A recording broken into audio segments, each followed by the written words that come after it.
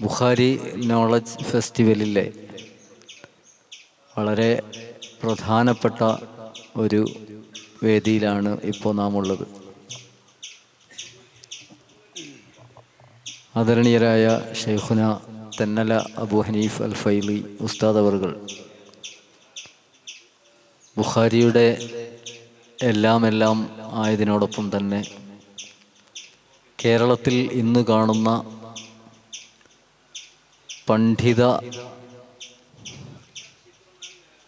സേവന പ്രവർത്തനങ്ങളുടെ ദശാബ്ദങ്ങളായി ചുക്കാൻ പിടിക്കുന്ന ഒരു മഹത് വ്യക്തിത്വവുമാണ്. സമസ്ത കേരള ജമിയത്തുൽ ഉലമയിലൂടെയും ജമിയത്തുൽ മുഅല്ലിമീനിലൂടെയും അതിനു മുന്നേ യുവജന വിദ്യാർത്ഥി പ്രസ്ഥാനങ്ങളിലൂടെയും ഒക്കെ തൻ്റെ ജീവിതകാലത്ത് സാമൂഹിക സേവന പ്രവർത്തനങ്ങളിൽ വളരെ ശ്രദ്ധേയമായ വ്യക്തിമുദ്ര പതിപ്പിക്കാൻ ഉസ്താദിന് സാധിച്ചിട്ടുണ്ട്. തിരുനബി സല്ലല്ലാഹു അലൈഹി വസല്ലമ തങ്ങളിൽ നിന്ന് ഇന്നോളം എത്തിയ പരിശുദ്ധമായ അഹ്ലുസുന്നത്തി വൽ ജമാഅത്തിൻ്റെ ആശയാദർശങ്ങളും ആചാരാനുഷ്ഠാനങ്ങളുമൊക്കെ ഇനിയും കാലങ്ങളോളം തുടരേണ്ടതാണ്. മാറ്റങ്ങളും വ്യത്യാസങ്ങളും ഒന്നുമില്ലാതെ അതിന് തീർച്ചയായും വന്ദ്യരായ ഉസ്താദുമാർ, പണ്ഡിതന്മാർ കഴിഞ്ഞ കാലങ്ങളിൽ വലിയ സേവനങ്ങൾ ചെയ്യുകയും കൃത്യമായ റിസൾട്ട് സമൂഹത്തിനുണ്ടാക്കി കൊടുക്കുകയും ചെയ്ത പണ്ഡിതന്മാർ അവരുടെ അനുഭവങ്ങളും നിലപാടുകളും എല്ലാം അതിന് അടുത്ത ഘട്ടത്തിൽ ആ ദൗത്യം നിർവഹിക്കാൻ പോകുന്നവർക്ക് പറഞ്ഞു കൊടുക്കുക എന്നത്, അത് നാം കേൾക്കുക എന്നത് ഒക്കെയും വളരെ അനിവാര്യമായ ഒരു കാര്യമാണ്. ഉസ്താദ് അവറുകളെ സംബന്ധിച്ചിടത്തോളം തൻ്റെ കുടുംബ പശ്ചാത്തലമൊക്കെയും അൽഹംദുലില്ലാ വളരെയധികം സ്വയം പര്യാപ്തവും സമൃദ്ധവുമായ സാഹചര്യങ്ങളായിരുന്നു.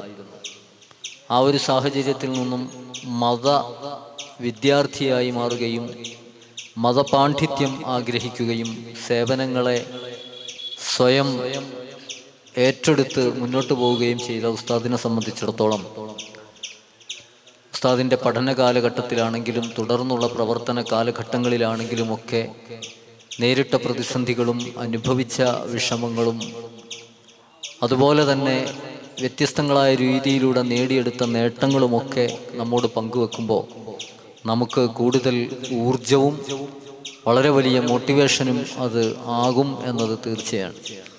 അൽഹംദുലില്ലാ ഉസ്താദ് അവർകൾ ഇന്ന് നമ്മോടൊപ്പം അല്പനേരം ചേരുകയാണ്. മതവിദ്യാഭ്യാസ രംഗം ഉസ്താദ് ആ രംഗത്തേക്ക് കടന്നു വരുന്ന സന്ദർഭത്തിൽ എങ്ങനെയായിരുന്നു എന്നും ആ ഒരു മേഖലയെ തിരഞ്ഞെടുക്കാൻ ഉസ്താദിന് പ്രത്യേകമായി താല്പര്യമുണ്ടായതിൻ്റെ കാരണവും പശ്ചാത്തലവും എന്തായിരുന്നു എന്നുമൊക്കെ ലഘുവായി ഒന്ന് വിവരിച്ചുകൊണ്ട് ഉസ്താദ് അവർകൾ നമ്മോട് സംസാരിച്ചു തുടങ്ങും. ആദരപൂർവ്വം ഉസ്താദിനെ ക്ഷണിക്കുന്നു. സമയോചിതമായ രൂപത്തിൽ ഇൻഷാ അല്ലാഹ് നമുക്ക് കേൾക്കാൻ ആഗ്രഹമുള്ളത് ഉസ്താദിനോട് ഇടയിൽ ചോദിച്ച് മനസ്സിലാക്കുകയും ചെയ്യാം. ആദരപൂർവ്വം ഉസ്താദിനെ ക്ഷണിക്കുന്നു. അസ്സലാമു അലൈക്കും. ബിസ്മില്ലാഹിർ റഹ്മാനിർ റഹീം. അൽഹംദുലില്ലാഹി റബ്ബിൽ ആലമീൻ. അല്ലാഹുമ്മ സ്വല്ലി അലാ സയ്യിദിനാ മുഹമ്മദിൻ വഅലാ ആലിഹി വസ്വഹ്ബിഹി അജ്മഈൻ. അമ്മാ ബഅദ്. എൻ്റെ ജീവിതാനുഭവം പറയുന്നതിൽ ഒരു ഫഖ്ർ എന്ന് എനിക്ക് പറയുന്നതിൽ വളരെ വെറുപ്പുള്ള വ്യക്തിയാണ് ഞാൻ. എന്നാലും ഏതെങ്കിലും ഒരു മുതഅല്ലിമിന് വളർച്ചക്കുള്ള പ്രചോദനം നൽകുകയാണെങ്കിൽ അതൊരു ഖൈറാണെന്ന നിലക്ക് മാത്രമാണ് ഈ വേദിയിൽ ഞാൻ സന്നിധനായിട്ടുള്ളത്. എൻ്റെ കുടുംബം പണ്ഡിതന്മാരുടെ കുടുംബമല്ല. പഴയകാലത്ത് കൃഷിക്കാരും പിന്നീട് അക്കാലത്ത് ഗൾഫൊന്നുമില്ല, ബോംബെയിലേക്ക് കയറുക, 5ാം ക്ലാസ് സ്കൂൾ കഴിഞ്ഞാൽ ബോംബെയിലേക്ക് കയറുന്ന സംവിധാനമാണ് കുടുംബത്തിലും നാട്ടിലുമെല്ലാം ഉണ്ടായിരുന്നത്. എൻ്റെ മദ്രസയിലെയും സ്കൂളിലെയും 5ാം ക്ലാസ് കഴിഞ്ഞപ്പോൾ വിദ്യാഭ്യാസ രംഗത്തേക്ക് നീങ്ങണമെന്ന് വളരെയധികം ആഗ്രഹിക്കുകയും പ്രചോദനം തന്നത് എൻ്റെ മാതാവായിരുന്നു, ഉമ്മയായിരുന്നു. ഉമ്മാക്ക് ഒരു മകനെങ്കിലും പണ്ഡിതനാക്കണമെന്നുള്ള അടങ്ങാത്ത ആഗ്രഹമുണ്ടായിരുന്നു. അല്ലാഹു ആ ഉമ്മയുടെ ആഖിറം വെളിച്ചമാക്കി കൊടുക്കട്ടെ. അങ്ങനെയാണ് പള്ളി ദർസിലേക്ക് പോകുന്നത്. ചെമ്മാടിനടുത്ത് വെളിമുക്ക് എന്ന സ്ഥലത്താണ് ആദ്യമായി ഓതാൻ പോയത്. അക്കാലത്ത് ഞാൻ പഠിക്കാൻ പോകുന്ന കാലത്ത്, ഓതാൻ പോകുന്ന കാലത്ത് പണ്ഡിതന്മാര് അല്ലെങ്കിൽ മുതഅല്ലിമീങ്ങൾ, മുസ്ലിയാന്മാർ എന്നൊക്കെ പറഞ്ഞാൽ ഒരു 2ാം കിട പൗരന്മാരായി കാണുന്ന കാലമായിരുന്നു. 60 കൊല്ലങ്ങൾക്ക് മുമ്പുള്ള ചരിത്രമാണല്ലോ ഞാൻ പറയുന്നത്. 2ാം കിട പൗരന്മാർ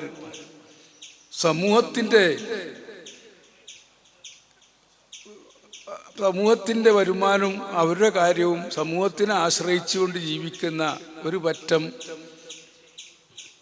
ആളുകൾ എന്നാണ് പൊതുവെ അന്ന് മുസ്ലിംമാരെ പറ്റി, പണ്ഡിതന്മാരെ പറ്റി, മുതഅല്ലിമീങ്ങളെ പറ്റി മനസ്സിലാക്കിയിരുന്നത്. ഈ ഒരു അവസ്ഥക്ക് മാറ്റമുണ്ടാക്കണം എന്നുള്ള അടങ്ങാത്ത ആഗ്രഹം അന്ന് തന്നെ എനിക്കുണ്ടായിരുന്നു.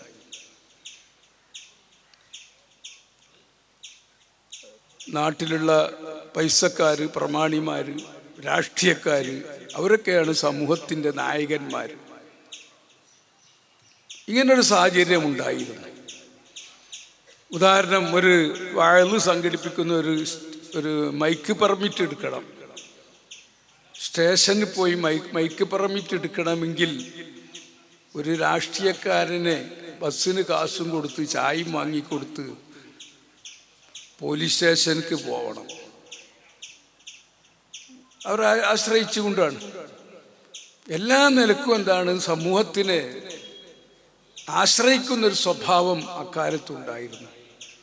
അൽഹംദുലില്ലാ സുമ്മ അൽഹംദുലില്ലാ, എൻ്റെ 10-60 വർഷത്തെ ജീവിതത്തിൽ അതിന് നല്ലൊരു മാറ്റമുണ്ടാക്കാൻ കഴിഞ്ഞു എന്നത് ഒരു സന്തോഷകരമായ കാര്യമാണ്.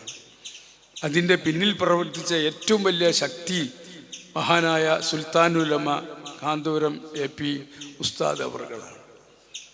ഇന്ന് പോലീസ് സ്റ്റേഷനിലാവട്ടെ, കളക്ട്രേറ്റിലാവട്ടെ, സെക്രട്ടേറിയറ്റിലാവട്ടെ, ഒരു മുതഅല്ലിം ഈ വേഷം ധരിച്ചുകൊണ്ട് അങ്ങോട്ട് ചെന്നാൽ അവർക്ക് വലിയ മതിപ്പാണ്.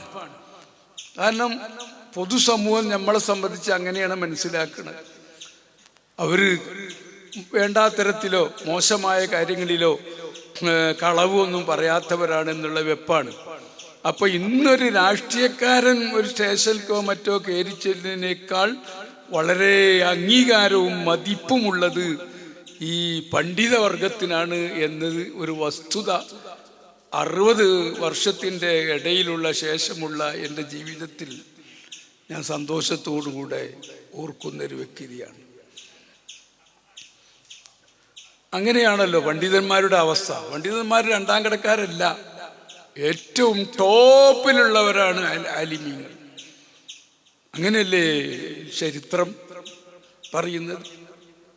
ആദം നബി അലൈഹി സ്വലാം മുതൽ ആദ്യ മനുഷ്യനെ തന്നെ പ്രവാചകനാക്കി, പിന്നീട് 1,24,000 അല്ലെങ്കിൽ 2,24,000 അംബിയ മുർസലീങ്ങളെ അല്ലാഹു സുബ്ഹാനഹു വ തആല ഈ ലോകത്തേക്ക് അയച്ചു. അവസാനത്തെ പ്രവാചകരായ ഇനി അന്ത്യനാൾ വരെ ഒരു പ്രവാചകന് ആവശ്യമില്ലാത്ത രൂപത്തിൽ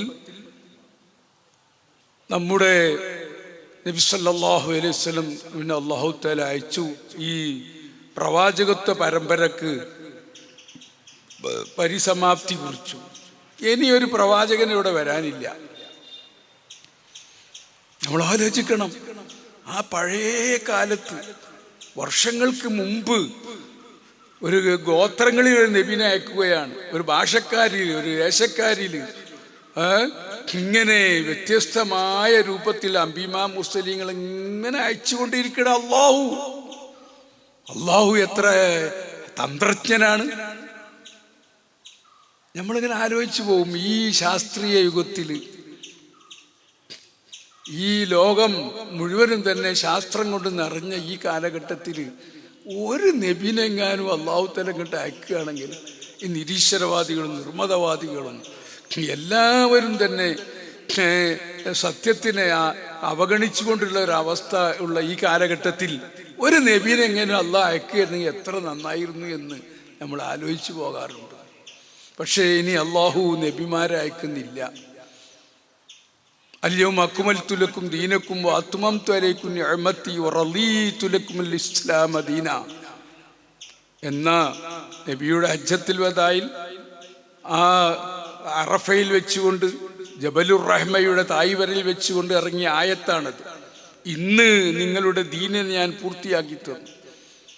വഅത്മംതു അലൈക്കും നിഅമതി, എൻ്റെ ഇസ്ലാമാവുന്ന അനുഗ്രഹത്തിനെ ഞങ്ങൾക്ക് സമ്പൂർണ്ണമാക്കി തന്നു.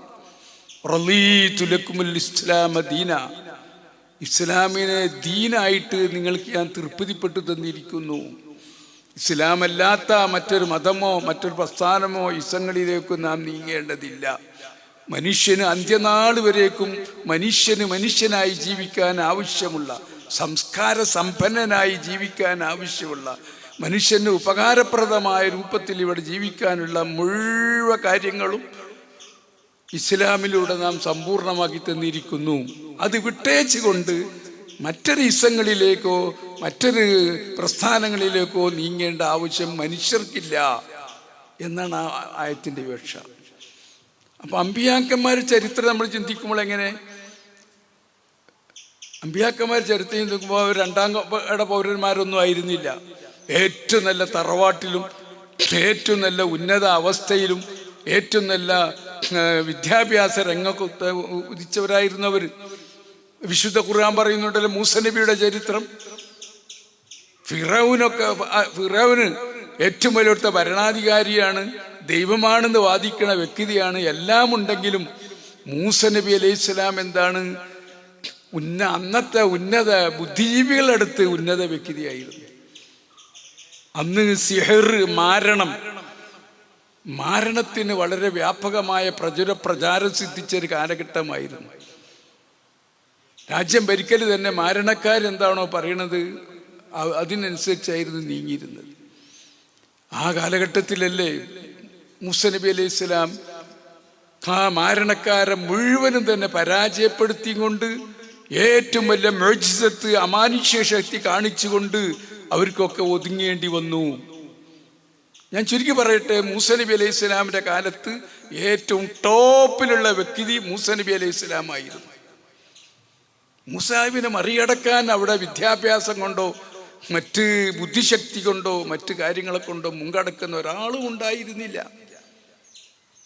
സാഹിത്യത്തിൽ സംസാരത്തിൽ കുറച്ച് വൈഭവക്കുറവ് ഉണ്ടായതിനു വേണ്ടി സ്വന്തം സഹോദരനായിരിക്കുന്ന ഹാറൂൻ നബിനെ കൂടെ അയക്കാൻ വേണ്ടി ആവശ്യപ്പെട്ടു എന്ന് മാത്രം. രണ്ടാളെ ദൗത്യം ഒന്ന് തന്നെയാണ്. ഈ മഹാനായ റൂഹുല്ലാഹി ഈസ നബി അലൈഹി സ്വലാം, ഈസ നബിൻ്റെ കാലത്ത് വൈദ്യശാസ്ത്രത്തിന് വളരെയധികം മുൻതൂക്കമുള്ള കാലമായിരുന്നു. എല്ലാവരും മക്കളെ വൈദ്യശാസ്ത്രം പഠിപ്പിക്കുക, മക്കളൊക്കെ ഡോക്ടർമാരാക്കുക, അതിന് വലിയ സമ്മാനങ്ങളും വലിയ പ്രോത്സാഹനങ്ങളും പ്രചോദനം നൽകുന്ന കാലഘട്ടമാണ് ഈസ നബി അലൈഹി ഇസ്ലാമിൻ്റെ കാലഘട്ടം. അന്ന് ഈസ നബി അലൈഹി സ്വലാം അന്നുള്ള മുഴുവൻ ശാസ്ത്രജ്ഞന്മാരെയും ബുദ്ധിജീവികളെയും ഡോക്ടർമാരെയും മുഴുവനും വെല്ലുവിളിച്ചുകൊണ്ട് പറഞ്ഞു, അന ഉഹയിൽ മൗത്താ, ഞാൻ മരിച്ചവരെ ജീവിച്ചു തരാം. മരിച്ചു കിടക്കുന്ന ഒരു മനുഷ്യൻ, ആ മനുഷ്യനെ ഞാൻ ജീവനുള്ളതാക്കി തരാം. ഓ ഉപരിയുൽ അക്മാവൽ അബ്രസ, ഡോക്ടർമാരെ നിങ്ങൾക്ക് വെള്ളപ്പാണ്ടിന് നിങ്ങൾ ഇന്ന് വരെ മരുന്ന് കണ്ടുപിടിച്ചോ? ഞാൻ ആ വെള്ളപ്പാണ്ട് സുഖമാക്കി തരാം. പ്രസവക്കുരുടൻ, പ്രസവിച്ചപ്പോൾ തന്നെ കാഴ്ചയില്ലാത്തവർ കണ്ണുകൾ മാറ്റിയേക്കുന്നുണ്ട്, പലതും ചെയ്യുന്നുണ്ട്.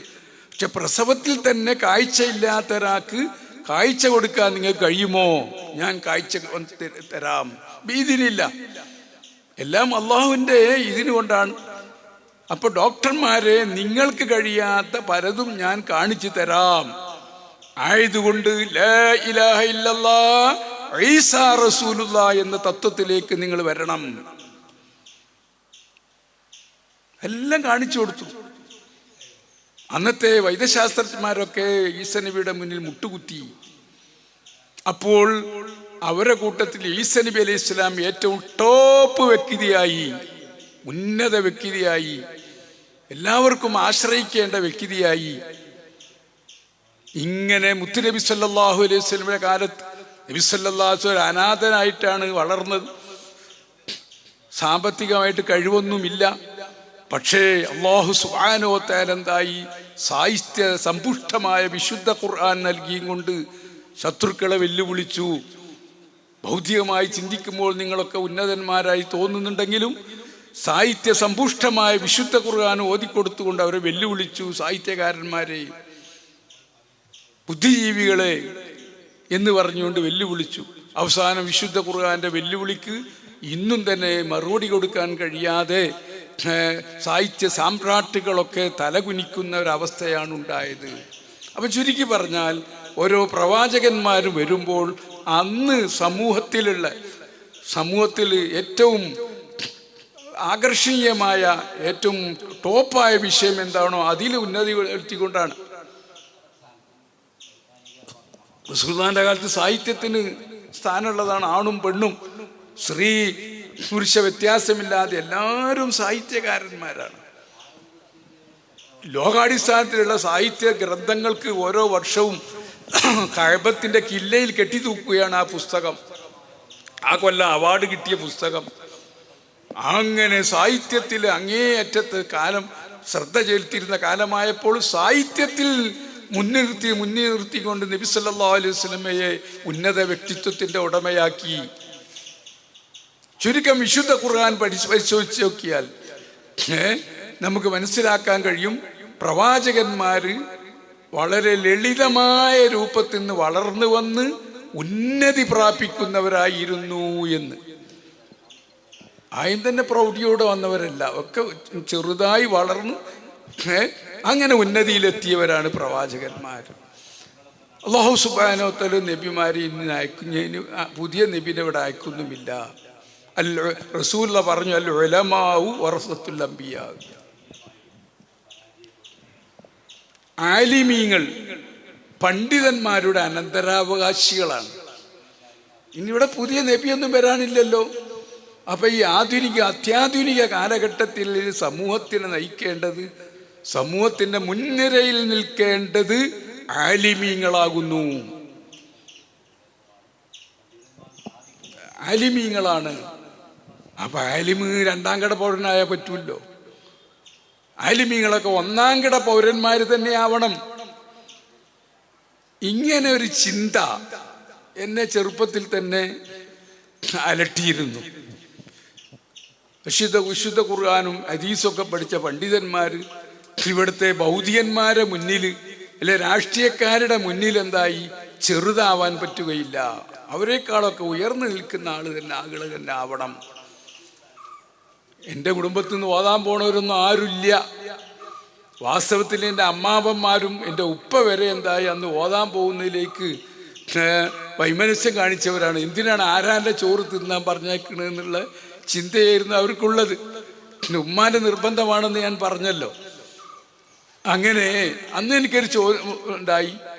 അങ്ങനെ ആലിമീങ്ങൾ എന്താണ് ഉന്നതിയിൽ എത്തിക്കണം, അതിന് എന്തെല്ലാം ആധുനിക കാലഘട്ടത്തിൽ വേണം, അതൊക്കെ ഉണ്ടാവണം, ആലിമീങ്ങളിൽ ഉണ്ടാവണം. അപ്പോൾ മാത്രമേ അമ്പിയാക്കന്മാരുടെ അനന്തരാവകാശികളാവുകയുള്ളൂ. അമ്പിയാക്കന്മാർ ഏതെല്ലാം മേഖലയിൽ പ്രവർത്തിച്ചോ, സമൂഹത്തിനെ നയിച്ചോ, അവിടേക്കൊക്കെ ആലിമീങ്ങൾക്ക് നയിക്കാൻ കഴിയണം. അപ്പൊ ആലിമീങ്ങളെക്കാൾ വലിയ സ്വാധീനമുള്ള ഒരു വ്യക്തികൾ ഇവിടെ ഉണ്ടാവണ്ട. ആലിമീങ്ങൾ അതിനനുസരിച്ച് ഉയരണം. മറ്റൊരുണ്ടായിക്കോട്ടെ, ഇല്ലായിരുന്നോട്ടെ, അവരില്ലാതാക്കേണ്ട ആവശ്യം നമുക്കില്ല. ആലിമീങ്ങൾ സ്വയം എന്താവണം, ഉയർന്നവരാവണം. ആ ഒരു ചിന്ത എന്നെ വല്ലാതെ അലട്ടിയിരുന്നു. അപ്പോൾ ഓതാൻ പോകുകയെന്ന് വെച്ചാൽ ഓതാൻ പോകാം. എൻ്റെ കുടുംബത്തിലുള്ളവരൊക്കെ അക്കാലത്ത് ഡിഗ്രിയും PhD PG ഒക്കെ എടുക്കാൻ വേണ്ടി എൻ്റെ അമ്മായിൻ്റെ മക്കളും കുടുംബങ്ങളൊക്കെ അവർ അങ്ങോട്ട് പറഞ്ഞയക്കലായിരുന്നു അക്കാലത്തുണ്ടായിരുന്നത്. അത് വലിയൊരു അഭിമാനമായിട്ട് ഫഖറായിട്ട് എന്ന് അവർ അന്ന് പറയാറുണ്ടായിരുന്നു. നമ്മൾ ഓതാൻ പോകുക ഈ തലപ്പാവും കെട്ടി നമ്മൾ പള്ളി ദർസക്ക് പോയി അന്യരുടെ ഭക്ഷണം കഴിക്കുന്ന ഒരവസ്ഥയായിരുന്നു ഉണ്ടായിരുന്നത്. അതിനൊരു മാറ്റമുണ്ടാക്കണം. ഏതിന്? ഈ വിശ്വാസത്തിന്, ഈ അന്ധവിശ്വാസത്തിന്. പണ്ഡിതന്മാർ രണ്ടാം കിടക്കാരാണ്, മോശക്കാരാണ് എന്നതിന് ഒരു മാറ്റം വരുത്തേണ്ടതുണ്ട് എന്ന ദൃഢമായ ഒരു വിശ്വാസം എനിക്കുണ്ടായിരുന്നു. അങ്ങനെ എൻ്റെ പഠനകാലം ഈ സമൂഹത്തിൽ അടിഞ്ഞുകൂടിയതിരിക്കുന്ന ഈ ചിന്താഗതി മാറ്റിയെടുക്കാനുള്ള പ്ലാനിലായിരുന്നു എൻ്റെ കാര്യം. അപ്പോൾ വിദ്യാർത്ഥികളൊക്കെ ചിന്തിക്കേണ്ട ഒരു കാര്യമാണ്, എന്ത് പ്ലാൻ ഉണ്ടായിരിക്കണം. എല്ലാത്തിനും നമുക്കൊരു പ്ലാൻ, ഒരു മുൻകൂട്ടിയുള്ളതിരിക്കുന്ന തീരുമാനം ഉണ്ടാകണം. അത് വിശ്വാസത്തിൻ്റെ പ്രധാനമായ കാര്യമാണ്. തീർച്ചയായും ഉസ്താദ് പറഞ്ഞ പണ്ഡിതന്മാർ ചില വിഷയങ്ങളിലെങ്കിലും പിന്നോട്ടായി പോയി എന്ന കാരണത്താൽ സമൂഹം ആ നിലയ്ക്ക് മാത്രം അവരെ കാണുന്ന ഒരു സാഹചര്യം ഇടക്കാലത്ത് നമ്മുടെ കേരളത്തിൽ ഉണ്ടായിട്ടുണ്ട്. ഞാൻ മനസ്സിലാക്കുന്നത് സ്വാതന്ത്ര്യ സമര പോരാട്ട കാലഘട്ടത്തിൽ ബ്രിട്ടീഷുകാരുടെ ഭാഷയടക്കമുള്ളതിനെ നാം നിരസിക്കണം, ഉപേക്ഷിക്കണം എന്ന് പണ്ഡിതന്മാർ ആ ഒരു പോരാട്ടത്തിൻ്റെ ഭാഗമായി പ്രഖ്യാപിക്കുകയും അങ്ങനെ ഇംഗ്ലീഷ് ലാംഗ്വേജിനോടൊക്കെ മുഖം തിരിക്കുകയും അതൊരു പോരാട്ടത്തിൻ്റെ ഭാഗമായുള്ള ഒരു സമീപനമായി സ്വീകരിക്കുകയും ചെയ്തിരുന്നു. അത് പണ്ഡിതന്മാർ പൂർണ്ണമായും ഉൾക്കൊള്ളുകയും മുസ്ലിം ഉമ്മത്തിനോട് ആ രൂപത്തിൽ പറഞ്ഞ് അവരെ കൊണ്ട് അങ്ങനെ പ്രതിരോധിപ്പിക്കുകയും ചെയ്തിരുന്നു. അതൊക്കെ പിൽക്കാലത്ത് ആ സാഹചര്യങ്ങളൊക്കെ മാറിയതിനു ശേഷവും ഭൗതിക വിദ്യാഭ്യാസ രംഗത്തേക്ക് കടന്നു വരുന്നതിൽ നമുക്കൊരു ചെറിയ കാലതാമസം ഉണ്ടാകാൻ അത് കാരണമായിട്ടുണ്ടാകുമെന്ന് ഞാൻ മനസ്സിലാക്കുകയാണ്. പക്ഷേ ആ ഒരു കാലതാമസത്തോടു കൂടിയാണെങ്കിലും മതപണ്ഡിതന്മാർ ഇംഗ്ലീഷ് ഭാഷ അടക്കമുള്ളത് പഠിക്കണം, ഭൗതിക വിദ്യാഭ്യാസ രംഗത്ത് കൂടി ഉയരണം, എന്നിട്ട് സമൂഹത്തിൽ ഉസ്താദ് പറഞ്ഞതുപോലെയുള്ള ഒരു നിലവാരത്തിലേക്ക് ഉയരണം എന്ന ചിന്താഗതി ഉസ്താദിന് വന്നു എന്നത് ഇന്ന് നാം അനുഭവിക്കുന്ന ഈ മാറ്റത്തിൻ്റെ ഒരു കാരണമായി മനസ്സിലാക്കുകയാണ്. അതുകൊണ്ട് തന്നെ ഉസ്താദ് പഠനകാലത്തു തന്നെ ദർസി വിദ്യാഭ്യാസത്തിനോടൊപ്പം ഭൗതികമായ പഠനം കൂടി നേടിയെടുക്കാൻ വേണ്ടിയിട്ടുള്ള ശ്രമം നടത്തുകയും അതിന് അന്ന് കാലത്ത് പല വിധത്തിലുള്ള എതിർപ്പുകൾ നേരിടേണ്ടി വരികയും ചെയ്തിട്ടുണ്ട് എന്ന് കേട്ടിട്ടുണ്ട്. അതിൻ്റെ വസ്തുത കൂടി ഉസ്താദ് ഒന്ന് പങ്കുവെക്കണമെന്ന് ആഗ്രഹിക്കുന്നു. അപ്പോൾ ഞാൻ ഉമ്മയുടെ പ്രേരണ പ്രകാരം ഒരു പണ്ഡിതനാവാൻ ശ്രമിക്കുക എന്ന തീരുമാനം ആദ്യം എടുത്തു. അത്തദ്ബീറു നിസ്ഫുൽ ഐഷ് എന്നാണ് പഴമൊഴിയുള്ളത്.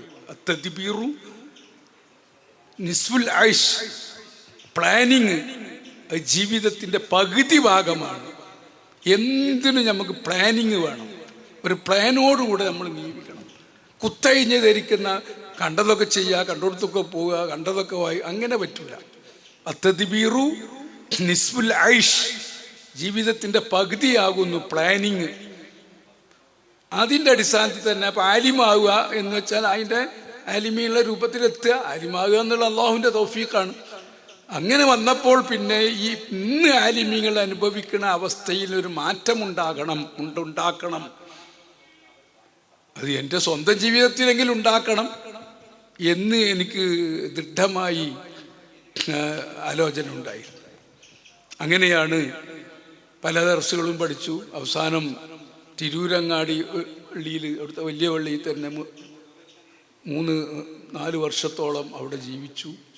വലിയ വലിയ പണ്ഡിതന്മാർ, നല്ല തഹഖീഖിൻ്റെ പണ്ഡിതന്മാരെടുത്താണ് മുച്ചിക്കൽ അലവി മുസ്ലിയാർ എന്ന് പറയുന്ന മഹാനവറുകൾ, അള്ളാഹു അടുത്ത ദർജ ഏറ്റി കൊടുക്കട്ടെ. കുണ്ടൂർ ഉസ്താദിൻ്റെ ഒക്കെ ഉസ്താദാണ് അവർ. വലിയ പണ്ഡിതനും മഹക്കിക്കുമായിരുന്നു. അദ്ദേഹത്തിൻ്റെ അടുത്താണ് ഞാൻ ഓതിയിരുന്നത്. അദ്ദേഹം മരണശേഷം പിന്നെ അവിടെ വേറെ മുദരിസന്മാർ വന്നു എന്നതാണ്. ചുരുക്കി പറഞ്ഞാൽ അന്ന് തന്നെ ഇവര് ബൗദ്ധികന്മാര് ഉസ്താദന്മാർ മുസ്ലിയാക്കന്മാരിൽ കാണുന്നൊരു കുറവ് ഭാഷന്റെ കുറവാണ്. അത് വളരെ തന്ത്രപരമായി ഗൂഢ ആലോചനയോടെ ഇവിടുത്തെ വിധേയി കക്ഷികളും അല്ലെങ്കിൽ മറ്റുള്ള കക്ഷികളൊക്കെ ഉണ്ടാക്കി തീർത്തൊരു ആരോപണമാണ്. നേരത്തെ പറഞ്ഞല്ലോ, ഇംഗ്ലീഷ് ഭാഷയോട് വിരോധം. ഈ ഇംഗ്ലീഷുകാരുണ്ടാക്കിയ വസ്ത്രത്തിനോട് വിരോധം. അതങ്ങനെയാണ്. എന്തായി, അവര് നെയ്ത വസ്ത്രം നമ്മൾ ധരിക്കൂല. ഉപ്പ് സത്യാഗ്രഹം നടന്നു തന്നെ അതിൽപ്പെട്ടതാണ്. അവരെ ഒന്നും നമുക്ക് വേണ്ട, അവരുടെ ഭാഷ നമുക്ക് വേണ്ട. എല്ലാ നിലക്കും വിദേശികളുടെ വിരോധത്തിൻ്റെ ഭാഗമായിരുന്നു അന്ന് ആലിമീങ്ങൾ. ആ നിലക്ക് പറഞ്ഞിട്ടില്ലെങ്കിലും ഡൽഹിയിലുള്ള ചില ആലിമീങ്ങൾ എന്തായിരുന്നു, അത് വിശദമായി പറഞ്ഞിരുന്നു. അത് സമൂഹം എന്തായി, ബ്രിട്ടീഷുകാരുള്ള വിരോധത്തിൻ്റെ പേരിൽ, നാട്ടിനോടുള്ള സ്നേഹത്തിൻ്റെ പേരിൽ, ഈ ഭാരതത്തോടുള്ള ഇരിക്കുന്ന സ്നേഹത്തിൻ്റെ പേരിലാണ് അന്നത്തെ സമൂഹം അത് ഉൾക്കൊണ്ട്. ഇംഗ്ലീഷുകാരുടെ ഭാഷ നമുക്ക് വേണ്ട. അങ്ങനെ ഭൗതിക താല്പര്യ വിദ്യാഭ്യാസത്തോട് ആ ഒരു അലർജി, താല്പര്യക്കുറവ് സമൂഹത്തിൽ അടിഞ്ഞുകൂടിയുന്നൊരു കാലഘട്ടമായിരുന്നു അത്. ഞാൻ തിരൂരങ്ങാടി പഠിക്കുമ്പോൾ അസറിൻ്റെ ശേഷം എല്ലാവരും നടക്കാൻ പോകും, ഈവനിങ് വാക്കിന് പോകുമ്പോൾ ഞാനും അന്ന് കുറച്ച് വിദ്യാഭ്യാസമുള്ള ഒരുത്തനെ നമ്മളെ കൂടെ ദർസിലുണ്ടായിരുന്നു. അയാൾ ഇന്ന് ഇംഗ്ലീഷ് ഭാഷ പഠിക്കൽ പതിവായിരുന്നു. ഇംഗ്ലീഷ് ഭാഷ ഇങ്ങനെ പഠിക്കും, കുറേ അങ്ങനെ അദ്ദേഹം പറഞ്ഞു തരും, അത് പഠിക്കും. എല്ലാവരും നടന്ന് വരുമ്പോഴേക്ക് ഞാൻ ഈ ക്ലാസ് എടുക്കലാണ്. ഇത് അവിടുത്തെ മുക്രി കണ്ടുപിടിക്കുകയും അയാൾ എൻ്റെ ചെലവുടിക്കാരൻ ഒരു പഴയ കാക്കയാണ്. എന്ന് വെച്ചാൽ സ്വാതന്ത്ര്യ സമരമൊക്കെ നയിച്ചതിൻ്റെ പിന്നാലുള്ള വ്യക്തിയാണ്. ഒരു കള്ളിത്തുണി ഉടുത്തൊരു തോർത്തുമുണ്ട്, ഒരു ബനിയൻ കുപ്പായ ഇട്ട് ഒരു പഴയ മനുഷ്യൻ. തിരൂരങ്ങാടിയാണല്ലോ 6 മാസം ഖിലാഫത്ത് ഭരണം നടന്ന രാജ്യമാണ്. മഹാനായ ആലി മുസ്ലിയാരായിരുന്നു ഖലീഫ. അന്ന് ഗാന്ധിജിയുടെയും മറ്റു നേതാക്കന്മാരുടെയും സാന്നിധ്യത്തിലാണ് ഖിലാഫത്ത് പ്രസ്ഥാനം ഉടലെടുത്തത്. അങ്ങനെ കേരളത്തിൽ 6 മാസക്കാലം ബ്രിട്ടീഷുകാർക്ക് നമ്മുടെ തിരൂരങ്ങാടി, കൊണ്ടോട്ടി ഏരിയകളിലേക്കൊന്നും ബ്രിട്ടീഷ് പട്ടാളത്തിന് പോലും ഇറങ്ങാൻ കഴിയാത്തൊരു സാഹചര്യം ഉണ്ടായി. 6 മാസം ഖിലാഫത്ത് ഭരണം നടന്നു. ഇന്ന് തിരൂരങ്ങാടി പോലീസ് സ്റ്റേഷനിലുള്ള ആ വളപ്പിലായിരുന്നു ഖിലാഫത്തിൻ്റെ ആസ്ഥാനം. അലി മുസ്ലിയാരായിരുന്നു ഖലീഫ. അങ്ങനത്തെ സാഹചര്യം ഇവിടെ ഉണ്ടായിരുന്നു. അങ്ങനെ അതിനെ തകർക്കാൻ വേണ്ടിയാണ് അന്ന് തിരുവനന്തപുരമല്ല നമ്മുടെ സംസ്ഥാനം, മദ്രാസാണ്. മദ്രാസിൽ നിന്നിട്ട് ആയിരക്കണക്കായ പട്ടാളക്കാരെ ഇറക്കിക്കൊണ്ട് മുഴുവൻ ചെറുപ്പക്കാരെ അറസ്റ്റ് ചെയ്ത് കൊണ്ടുപോയും ആലി മുസ്ലിയാരെ ആ കൂട്ടത്തിൽ അറസ്റ്റ് ചെയ്ത് കൊണ്ടുപോയി. ഇങ്ങനത്തെ ചരിത്രമൊക്കെ നടന്ന കാലമാണ്. അപ്പോൾ ബ്രിട്ടീഷുകാരോട് വളരെ വിരോധമുള്ളൊരു കാലമാണ്. ഒരു നാട്ടുകാരാണ് ആ നാട്ടുകാർ തിരുവനന്തപുരം. ഞാനത് അദ്ദേഹത്തിനെ കുറ്റപ്പെടുത്തുകയല്ല. അവരുടെ സാഹചര്യം അനുസരിച്ച് പള്ളിയിൽ നിന്ന് ഇംഗ്ലീഷ് പഠിച്ചാന്നൊക്കെ പറഞ്ഞാൽ അത് വലിയൊരു സെബിൽ മുപ്പിക്കാത്തായിട്ട് എണ്ണുന്നൊരു കാലമായിരുന്നു. അപ്പോൾ ഞാനൊരു ദിവസം കഞ്ഞിക്ക് പോവാണ്. മുത്താലിമികൾ മനസ്സിലാക്കണം, കഞ്ഞി എന്ന് പറഞ്ഞാൽ കഞ്ഞിയനെ ഒരു ചമ്മന്തി ഉണ്ടാവും. അത് ദൂരെ 1-2 കിലോമീറ്റർ പോയിട്ടാണ്. ഇന്നൊക്കെ നിങ്ങൾ പഠിക്കുന്നവർക്ക് എന്തൊരു സൗകര്യം, അധികം ക്യാൻറ്റീനുകളാണ്, സൗകര്യങ്ങളാണ്. അങ്ങനെ നടന്നു പോയി ഒരു കഞ്ഞും ചമ്മന്തിയും ആണ് കിട്ടുക. എന്നിട്ട് അത് രാത്രി വരെ അതുകൊണ്ട് ഒപ്പിച്ച് കൊണ്ടുപോകണം. അത്രയും പ്രയാസം സഹിച്ചുകൊണ്ടാണ് അന്നത്തെ പഠനം. അങ്ങനെയാണ്. ഏതായാലും ഞങ്ങൾ കഞ്ഞിക്ക് ഇങ്ങനെ പോകുമ്പോൾ അയാൾ ഇങ്ങോട്ട് വരുന്നുണ്ട്, എൻ്റെ ചെലപിടിക്കാരൻ, ഭക്ഷണം തരുന്ന ആൾ. അയാൾ വെച്ച് എടുക്കാൻ ചെയ്യണം. ഞാൻ അങ്ങനെ എൻ്റോട് കിടക്കണ്ട, അയാൾ പറയണേ എൻ്റോട് കിടക്കണ്ട, ഈ നരകത്തിലെ ഭാഷ പള്ളിയിൽ വെച്ച് കാണ്ട് പഠിച്ചു കാണ്ട് എൻ്റെ കണ്ടാന്ന് എന്നൊറ്റ പറച്ചില്. ഞാൻ കണ്ണീരോട് തിരിച്ചു പോരുക തന്നെ ചെയ്തു. മാത്രമല്ല ഉസ്താദിനോട്, മുദരിസിനോട് അദ്ദേഹം വളരെ ഗൗരവമായിട്ട് പറഞ്ഞു, അങ്ങനത്തെ ഒന്നും ഇവിടെ വെക്കാൻ പാടില്ല, പുറത്താക്കണം എന്നൊക്കെ പറഞ്ഞു.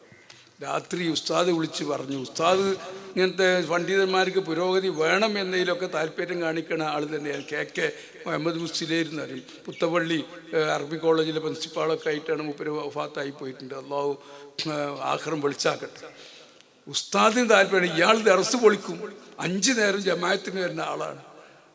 അപ്പോൾ ഉസ്താദ് രാത്രി വിളിച്ചിട്ടാണ്, നിങ്ങൾ നേരം വെളുത്താൽ രാവിലെ ആയാലും നിങ്ങൾ എടുക്കുക സാധനമൊക്കെ എടുത്ത് കണ്ട് പോയിക്കോളി, ഇവിടെ നിന്നാൽ ഈ ദർസ് തന്നെ പൊളിഞ്ഞു പോകുന്ന ഒരവസ്ഥ ഉണ്ടാവും എന്ന് പറഞ്ഞു. ചുരുക്കി പറയട്ടെ, ഞാനും എൻ്റെ നാട്ടുകാരായ വേറെ 3 ആളുണ്ട്, ഞങ്ങൾ 4 ആളുകൾ കോഴിക്കോട്ടുള്ള ബസ് കയറി പിന്നെ രാമനാട്ടുകാർ ഇറങ്ങി. എവിടേക്കാണ് പോണ്? നാട്ടിൽ ചെല്ലാൻ പറ്റൂല. അന്നേരം അമ്മാവന്മാരും മറ്റൊക്കെ പറഞ്ഞതാണ്, എന്തിനാ ഈ ആരാൻ്റെ ചോറ് വെച്ചാൽ വിടുന്നത് എന്ന് പറഞ്ഞതാണ്. എന്നാലും എന്തായി, ഞങ്ങൾ പോയി. കാരണം ഞങ്ങളുടെ നാട്ടിൽ പഴയ കാലത്ത് ദർസ് എടുത്തൊരു ഒരു അബ്ദുറഹ്മാൻ മുസ്ലിയാരുണ്ട്, അദ്ദേഹത്തിൻ്റെ ദർസ് ഫറോക്ക് ഭാഗത്തുണ്ട് എന്ന് കേട്ടിട്ടാണ് പോയത്. ഏതായാലും ഞങ്ങൾ പെട്ടി സാധനമൊക്കെ എടുത്ത് ഫറോക്കിൻ്റെ അടുത്തുള്ളതിരിക്കുന്ന പെരുമുഖം എന്ന് പറഞ്ഞ പള്ളിയിലാണ് അദ്ദേഹം ദർസ് എടുത്തത്. പെട്ടിയൊക്കെ അവിടെ വെച്ച് കണ്ട് എൻ്റെ ലക്ഷ്യം പൂർത്തിയാക്കണമല്ലോ. ലക്ഷ്യം എന്താവണം? ഞാൻ ഒരു അസ്മ ചെയ്തിട്ടുണ്ടല്ലോ, പണ്ഡിതന്മാരെന്താക്കണം, കരകയറ്റേണ്ടതുണ്ട്. അവർക്ക് ഇന്നുള്ളതായ സമൂഹത്തിലുള്ള സ്ഥാനം അവർക്ക് എന്താവണം, ഉയർത്തിക്കൊണ്ടുവരണം എന്ന ലക്ഷ്യം പൂർത്തിയാക്കാൻ വേണ്ടി ഞാനവിടുന്ന് സാധനമൊക്കെ വെച്ചാണ്ട് ഫറോക്ക് കോളേജിലേക്കാണ് പോയത്.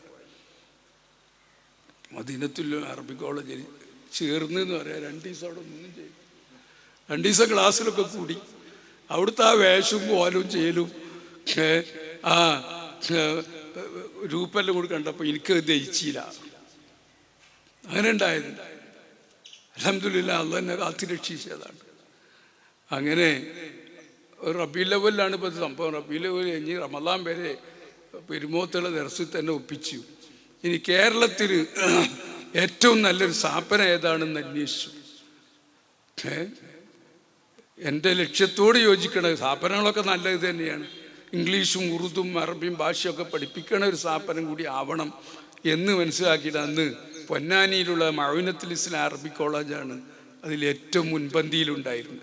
അവിടെ ഭാഷ പഠിപ്പിക്കാനൊക്കെ അധ്യാപകന്മാരും ഇതിലൊക്കെ വളരെ ശ്രദ്ധ ചെലുത്തുന്ന ഒരു സ്ഥാപനമായിരുന്നു അത്. അവിടെ പോയി റമദാൻ ശേഷം അവിടെ അഡ്മിറ്റ് പോയി 2 വർഷത്തെ അവിടുത്തെ പഠനം. കിതാബ് കാര്യമായി ശ്രദ്ധിക്കും, നാട്ടിലും കൂടി വരൂല. ഉമ്മ അന്നൊരു കാർഡ് അയക്കലാണ്, കാണാൻ പൂതിയുണ്ട് എന്ന് പറഞ്ഞിട്ട്. എന്നാലും 3-4 മാസം കഴിയുമ്പോൾ ഒന്ന് വീട്ടിലേക്ക് വരുന്ന സ്വഭാവമാണ്. പഠിക്കുമ്പോൾ പഠിക്കുക തന്നെ. അങ്ങനത്തെ ഒരു സാഹചര്യമായിരുന്നു അന്നുള്ള പുസ്തകങ്ങളൊക്കെ വായിച്ച് തീർത്തു. അത് ജമാഅത്തെ ഇസ്ലാമിക്ക് 66 പ്രസിദ്ധീകരണം ഉണ്ട് എന്നാണ് എൻ്റെ ഓർമ്മ. അത് മുഴുവനും വായിച്ചു. പ്രബോധനം എന്നും വായിക്കും. ഇങ്ങനത്തെ ഒരു സാഹചര്യമാണ് അന്നുണ്ടായിരുന്നത്. കാരണം പല കാരണങ്ങളുണ്ട്. ഒന്നാമത് സുന്നികളായ നമ്മൾക്ക് കാര്യമായിട്ട് സാഹിത്യങ്ങളൊന്നും അക്കാലത്തുണ്ടായിരുന്നില്ല. 60 കൊല്ലം മുമ്പുള്ള സംഭവമാണ്. അറബി മലയാളത്തിലുള്ള കുറേ നല്ല പുസ്തകങ്ങളുണ്ട്, മലയാളത്തിലുള്ളായികയല്ല. എന്നാലും മറ്റുള്ളവരെ കവച്ചു വെക്കാനുള്ള പുസ്തകം നമുക്കുണ്ടായിരുന്നില്ല. അങ്ങനെ എല്ലാം വായിച്ചുന്ന ഒരു സ്വഭാവം ഉണ്ടായി. അങ്ങനെ 2 കൊല്ലം അവിടെ നിന്നപ്പോഴേക്ക് എന്തായി, ആശയത്തിൽ ഇങ്ങനെ മറ്റേ വാബികളുടെ അടുത്ത് നിന്ന് പോന്ന് കണ്ട് മൗദൂദിയുടെ അടുത്തേക്കാണ് എത്തിയിട്ടുള്ളത്. അപ്പോൾ മൗദൂദിൻ്റെ ചില ആശയങ്ങൾ ദൈവിക ഭരണം പോലത്തെ ധരിക്കുന്ന കാര്യങ്ങൾ കേൾക്കുമ്പോൾ നമുക്ക് സന്തോഷം തോന്നും. Government of God by the people for the people എന്നൊക്കെ പറയുമ്പോൾ ജനങ്ങൾക്ക് വേണ്ടി ജനങ്ങളാൽ ഭരിക്കുന്ന ദൈവത്തിൻ്റെ ഭരണം. അപ്പോൾ നമുക്കൊക്കെ ആഗ്രഹമുള്ളതിനല്ലേ. പക്ഷേ ഇന്ത്യയിൽ അത് നടക്കുമോ? ഇന്ത്യയിൽ പ്രായോഗിക അല്ലല്ലോ. അന്നൊന്നും ചിന്തിക്കണ കാലമല്ലല്ലോ അത്. അപ്പോൾ ചുരുക്കി പറഞ്ഞാൽ 2 കൊല്ലം കഴിഞ്ഞതിന് ശേഷം അന്നത്തെ അവിടുത്തെ ഉസ്താദ് കെ അബ്ദുള്ള മുസ്ലിയാർ മഹാനവകൾ പറഞ്ഞു, നിങ്ങൾ ഇവിടെ നിന്നാലും ഈ ആശയം വിദ്യത്തിൻ്റെ ആശയം എങ്ങനെ ഈ വായന കൊണ്ട് മറ്റൊക്കെ കൂടിപ്പോവും. അതുകൊണ്ട് പട്ടിക്കാട് ജാമിയാനൂരിക്ക് പോയിക്കോളി. അവിടെ ശംസുൽ ഉലമ EK ഉസ്താദിൻ്റെ അടുത്ത് നിന്ന് കുറച്ചാണ്ട് പഠിച്ചാൽ എല്ലാ സംശയവും നീങ്ങും, സുന്നത്ത് ജമാഅത്ത് അങ്ങ് അടിയുറക്കും എന്ന് പറഞ്ഞിട്ടാണ് ചുരുക്കി പറഞ്ഞാൽ പട്ടിക്കാട്ടിക്ക് പോണത്. അവിടെ 4 കൊല്ലത്തെ ജീവിതം കഴിഞ്ഞു. അങ്ങനെയാണ്. അപ്പോൾ ഞാൻ തിരൂരങ്ങാടിയിൽ നിന്ന് പോണ പോക്കിൽ തീരുമാനിച്ചിരുന്നു, ഇംഗ്ലീഷും ബൗദ്ധ്യമൊക്കെ അറിയണ ഒരു 100 പണ്ഡിതന്മാരെങ്കിലും വാർത്തെടുക്കണമെന്ന് ഒരു ചിന്ത എന്നിലുണ്ടായിരുന്നു.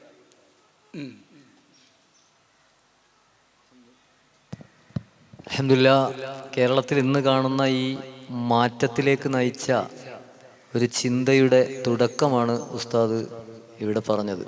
ആ ചിന്ത മാറ്റം സംഭവിക്കണം എന്ന ആഗ്രഹം അത് സ്വയം മാറിക്കൊണ്ട് സ്വന്തം ജീവിതത്തിൽ തന്നെ അത്തരം അറിവുകൾ കൂടി നേടിക്കൊണ്ട് ഒരു പണ്ഡിതൻ എന്ന നിലയിൽ രണ്ട് വിദ്യാഭ്യാസത്തെയും ചേർത്ത് പിടിച്ചുകൊണ്ടുള്ള ആ ഒരു മാറ്റം ആഗ്രഹിക്കുകയും അതിനനുസരിച്ച് ശ്രമിക്കുകയും അന്ന് അതിൽ ചില വിഷമങ്ങൾ അനുഭവിക്കുകയും ചെയ്തു എന്ന് നാം കേൾക്കുമ്പോൾ നാം ഇന്ന് അനുഭവിക്കുന്ന ഈ മാറ്റത്തിൻ്റെ തുടക്കം അതായിരുന്നു. അൽഹംദുലില്ലാ, ഉസ്താദ് ഞാൻ മനസ്സിലാക്കുന്നത് ഇന്ന് നമുക്കൊക്കെ കിട്ടുന്നത് പോലെയുള്ള ഒരു ഓപ്പർച്യൂണിറ്റി അന്ന് ഉണ്ടായിരുന്നെങ്കിൽ ഉസ്താദ് അടക്കമുള്ള കഴിഞ്ഞകാല തലമുറയിലെ പണ്ഡിത വരേണ്യർ എവിടെ എത്തുമായിരുന്നു എന്ന് ആലോചിച്ചു പോവുകയാണ്. ഏതായാലും അൽഹംദുലില്ലാ, ഉസ്താദിൻ്റെ ആ ചിന്തകളിൽ നിന്ന് രൂപപ്പെട്ടു വന്ന ആശയങ്ങൾ ഇവിടെ ദറസ് സംവിധാനം എന്നത് മാറി ശരിയത്ത് കോളേജ് സംവിധാനത്തിലേക്കും അത് പിന്നീട് മാറി ദഅ്വാ കോളേജ് സിസ്റ്റത്തിലേക്കും മാറിയപ്പോൾ ആ ചിന്തകളാണ് അതിൻ്റെയൊക്കെ ഏറ്റവും അടിസ്ഥാനപരമായ വിത്ത് വിതച്ചത് എന്ന് നാം മനസ്സിലാക്കുകയാണ്. ഇനി ദഅ്വാ കോളേജ് എന്ന സംവിധാനത്തിലേക്ക് ഉസ്താദിൻ്റെ നേതൃത്വത്തിലുള്ള ഒരു ചെറിയ കൂട്ടം പണ്ഡിതർ മാറ്റങ്ങൾ സൃഷ്ടിക്കുമ്പോൾ അന്നും പ്രതിസന്ധികൾ ഉണ്ടായിട്ടുണ്ട്. പല തെറ്റിദ്ധാരണകളുടെ കാരണമായിട്ടും പല ചിന്തകൾ ആ രൂപത്തിൽ വരാത്തതിൻ്റെ കാരണമായിട്ടൊക്കെ ആവാം. പണ്ഡിത സമൂഹത്തിൽ നിന്ന് തന്നെ ഒരു വേള ഇത്തരം ദഅ്വാ സംവിധാനങ്ങൾ ദഅ്വാ കോളേജുകളെ കുറിച്ച് ആശങ്കകൾ ഉയരുകയും അതിന് എതിർപ്പുകൾ വരികയും ചെയ്തിട്ടുണ്ട് എന്ന് മനസ്സിലാക്കുകയാണ്. പക്ഷേ അതിനെ വളരെ സമൃദ്ധമായി ഉസ്താദ് അടക്കമുള്ള ആ നേതാക്കൾ നേരിടുകയും അവരെ കാര്യങ്ങൾ ബോധ്യപ്പെടുത്തി കൊടുക്കുകയും കുറഞ്ഞ വർഷങ്ങൾ കൊണ്ട് ആ ഉസ്താദിൻ്റെ അടക്കമുള്ള ലക്ഷ്യം സ്വപ്നം പൂവണിയിച്ച് കാണിച്ചു കൊടുക്കുകയും ചെയ്തിട്ടുണ്ട്. ശരിയത്ത് കോളേജുകളിൽ നിന്ന് ദഅ്വാ കോളേജുകളിലേക്കുള്ള ഈ ഒരു മാറ്റത്തിന് ചുക്കാൻ പിടിച്ചപ്പോഴുണ്ടായിട്ടുള്ള ആ ഒരു പ്രതിസന്ധികളെ ഉസ്താദ് ഓർത്തെടുക്കുന്നുണ്ടെങ്കിൽ അത് നമുക്ക് കേൾക്കാൻ വളരെ ആവേശമുള്ളതായിരിക്കും. അതിനെ എങ്ങനെ നേരിട്ടു എന്നതും ഉസ്താദ് ഒന്ന് പങ്കുവെക്കും. നേരിട്ടത് നേരത്തെ പറഞ്ഞ തത്വം അരക്കിട്ടുറപ്പിച്ചു. അത് ഇന്ന് വിദ്യാർത്ഥികൾക്ക് ഒരു പാഠമാണ്. അത്തദ്ബീറു നിസ്ഫുൽ ഐഷ്. പ്ലാനിങ് വേണം. ഞാൻ ഇന്നതാകണമെന്ന് അങ്ങ് ഉറച്ചു കഴിഞ്ഞാൽ അതാവാൻ എന്തൊക്കെ വേണം, എന്തൊക്കെ ത്യാഗം അതിൻ്റെ പിന്നിൽ സഹിക്കണം, അതൊക്കെ സഹിക്കണം. അത് ഓരോ വിദ്യാർത്ഥികൾക്കും ഉണ്ടാവേണ്ട പ്ലാനിങ്. നമ്മുടെ ജീവിതം എന്താവണം, ഞാൻ ആരാവണം, അതിന് വ്യക്തമായൊരു പ്ലാനിങ് നമുക്കുണ്ടാകണം. അത് നമ്മുടെ ജീവിതത്തിൻ്റെ പകുതി ഭാഗം കൂടിയാണ്. അതിമേ തന്നെ ഉറച്ചിരുന്നു. അത് സാക്ഷാത്കരിക്കാൻ അത് എന്തെല്ലാം മാർഗം നമ്മൾ ചെയ്യണം, എവിടെല്ലാം അതിന് ചെല്ലണം എന്ന് ആലോചിച്ചു. അങ്ങനെ അതിന് മുന്നേറി എന്നതാണ്. എതിർപ്പുകൾ ഏത് കാലത്തും എല്ലാത്തിനും ഉണ്ടാകുന്ന കാലമാണത്. അപ്പോൾ ആ എതിർപ്പുകൾ വകവെക്കാതെ നമ്മൾ ഉറച്ച ഒരു തീരുമാനമുണ്ട്. ആ തീരുമാനത്തിൽ എത്തണം. അതിനെത്താനുള്ള മാർഗങ്ങൾ നമ്മൾ ചെയ്യണം എന്നതാണ്. അങ്ങനെയാണ് പട്ടിക്കാട് ജാമിയ നൂരിയിൽ 4 വർഷത്തെ ഈക്കയുടെയും കോട്ടുമൽ ഉസ്താദിൻ്റെയും ഒക്കെ ആ ദറസിൽ വളരെ സജീവമായി കിതാബിലൊക്കെ ഇംഗ്ലീഷ് പഠിക്കുന്ന മറ്റുണ്ടെങ്കിലൊക്കെ വളരെ സജീവമായിരുന്നു. അന്ന് എൻ്റെ ഒരു സുഹൃത്തുണ്ടായിരുന്നു. ഞങ്ങൾ പൊന്നാനി കോളേജിൽ നിന്ന് പരീക്ഷയിൽ കിതാബിൽ അയാൾക്ക് 100 മാർക്ക് കിട്ടി. എനിക്ക് 99.5 മാർക്ക് കിട്ടിയുള്ളൂ. പ്രസംഗത്തിൽ അദ്ദേഹത്തിന് 99 മാർക്ക് കിട്ടി. എനിക്ക് 100 മാർക്ക് കിട്ടി. ഇങ്ങനെ ആ വിഷയത്തിലൊക്കെ സജീവം തന്നെയാണ്. എന്നല്ലാതെ കിതാബ് ഒരു ഭാഗത്തിട്ട് കാണ്ട് നമ്മൾ പൊതുപ്രവർത്തനത്തിനും സംഘടനാ പ്രവർത്തനത്തിനും പോയാൽ നമ്മളെ കാര്യം അവതാളത്തിലാവും. അത് നമ്മൾ ആദ്യം ഉറച്ചതാണല്ലോ. ഇസ്ലാം അതാണ് സത്യമതമെന്നും ഇസ്ലാം എന്ന് പറഞ്ഞാൽ അഹ്ലുസുന്നത്തി വൽ ജമാഅത്താണെന്നും അതിൽ അടിയുറച്ച് നിന്നുകൊണ്ട് എന്താവണം, നമുക്ക് പുരോഗമിക്കാവുന്നത് എല്ലാ നിലക്കും വളരാവുന്ന അങ്ങേ അറ്റം വരെയുള്ള വളർച്ച ഉണ്ടാവണം. അപ്പോൾ മാത്രമേ നമുക്ക് എന്താവുള്ളൂ, വളർച്ച ഉണ്ടാവുകയുള്ളൂ. എന്നല്ലാതെ കുറെ ഇംഗ്ലീഷ് പഠിച്ചു, കുറെ ഉറുദു പഠിച്ചു, അതുകൊണ്ട് വലിയ ആളാകുന്നില്ല. അപ്പൊ ഭാഷയിലല്ല ഉള്ളത്. ഒരു പണ്ഡിതനായിക്കൊണ്ട് അയാൾക്ക് എന്താവണം, വിവിധ ഭാഷകളിൽ അദ്ദേഹത്തിൻ്റെ ആശയം പറയാനും പ്രസംഗിക്കാനും എഴുതാനും ഒക്കെ കഴിയുന്ന ആലിമീങ്ങൾ നമുക്കുണ്ടാവണം. കാലഘട്ടത്തിൻ്റെ ചുവരെഴുത്ത് വായിക്കുന്ന പണ്ഡിതന്മാർ നമുക്കുണ്ടാവണം. അപ്പോൾ ആദ്യമായി കിതാബിൽ എന്താവണം, 100% നമ്മൾ ശ്രദ്ധ ചെലുത്തേണ്ടതുണ്ട്. അതോടൊപ്പം ആ പഠിച്ചതായിരിക്കുന്ന അറിവ് അത് കൂടുതൽ വിപുലീകരിക്കാനും പ്രചരിപ്പിക്കാനും ഉള്ള ഒരു സാഹചര്യമാണ് ഭാഷാ പഠനവും പ്രസംഗ പഠനവും എഴുത്തും കാര്യങ്ങളൊക്കെ. അതിനൊക്കെ വളരെ വ്യക്തമായൊരു ഉദ്ദേശമുണ്ട്. ജാമ്യയിൽ നിൽക്കുമ്പോൾ ഇത്ര പുസ്തകം വായിക്കുക. ജാമ്യയിൽ അന്ന് കുറേ പുസ്തകങ്ങളുള്ള സ്ഥലമാണ്. അവിടുത്തെ ലൈബ്രറിയിലുള്ള മുഴുവൻ പുസ്തകവും അന്ന് വായിച്ച് തീർത്തതാണ്. അപ്പോൾ വായന ഒരു വിദ്യാർത്ഥിയെ സംബന്ധിച്ച്, വളർന്നു വരാൻ ആഗ്രഹിക്കുന്ന ഒരു വിദ്യാർത്ഥിയെ സംബന്ധിച്ച് വായന വളരെ പ്രധാനമായതാണ്. ഇത്ര ദിവസം കൊണ്ട് ഇത്ര പുസ്തകം വായിക്കണം, ആഴ്ചയിൽ ഒരു ദിവസമെങ്കിലും ഒരു ലേഖനം എഴുതണം. അതൊക്കെ എൻ്റെ തീരുമാനത്തിൽപ്പെട്ടതായിരുന്നു. അൽഹംദുലില്ലാ അത് പരമാവധി അങ്ങനെയൊക്കെ ചെയ്തിട്ട് തന്നെ ഉണ്ട്. ഞാനിപ്പോൾ അത് സമയത്തുണ്ട്, സമയം നിർണയിച്ചത് പ്രകാരം ഒരു 15-20 മിനിറ്റും കൂടി ഉണ്ട്. അത്രയേ ഉള്ളൂ അല്ലേ? ഏതായാലും ആവട്ടെ, ജാമ്യയിലുള്ള സമയത്താണ് ഈ വിദ്യാർത്ഥി മുത്തഅല്ലിമീങ്ങളൊന്ന് വളർത്തിയെടുക്കണം എന്ന ലക്ഷ്യത്തിൽ നിന്ന്, ചിന്തയിൽ നിന്ന് ഉടലെടുത്തതാണ് സംഘടന.